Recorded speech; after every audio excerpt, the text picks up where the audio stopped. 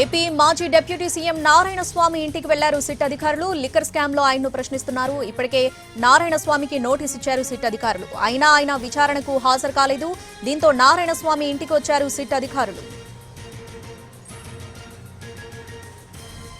YCP హయాంలో excise శాఖ మంత్రిగా పనిచేశారు నారాయణస్వామి. మద్యం పాలసీలో మార్పులు, ఆన్లైన్ విధానం తొలగించి మాన్యువల్ విధానం తీసుకురావడంపై ఆయన్ను ప్రశ్నిస్తున్నారు సిట్ అధికారులు. మద్యం అమ్మకాల్లో డిజిటల్ చెల్లింపుల తొలగింపు వెనుక ఎవరి ఒత్తిళ్లున్నాయనే దానిపైన ఆరా తీస్తున్నారు.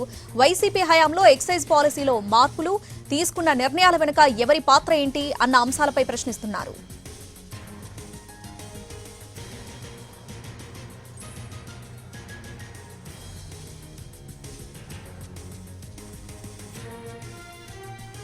ఏపీ మాజీ డిప్యూటీ సీఎం నారాయణస్వామి ఇంటికి వెళ్లారు సిట్ అధికారులు. లిక్కర్ స్కామ్ లో ఆయన్ను ప్రశ్నిస్తున్నారు. దీనికి సంబంధించి పూర్తి అప్డేట్స్ మా ప్రతినిధి కార్తిక్ ఫోన్లో అందిస్తారు. కార్తిక్.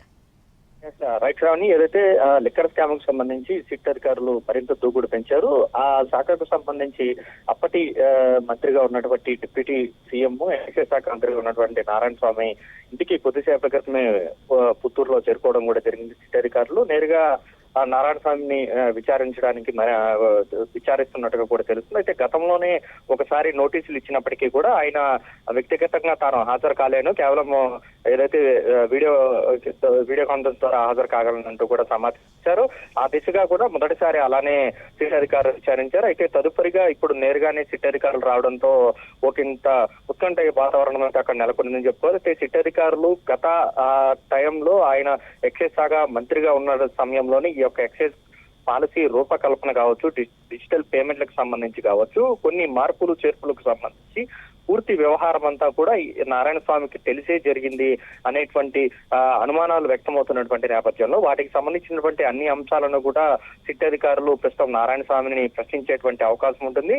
ఆయా ప్రశ్నలకు నారాయణ స్వామి ఇచ్చేటువంటి సమాధానాల ఆధారంగానే సిట్ అధికారులు కూడా తదుపరి స్టెప్స్ అనేది కూడా తీసుకునేటువంటి అవకాశాలు ఉంటాయి.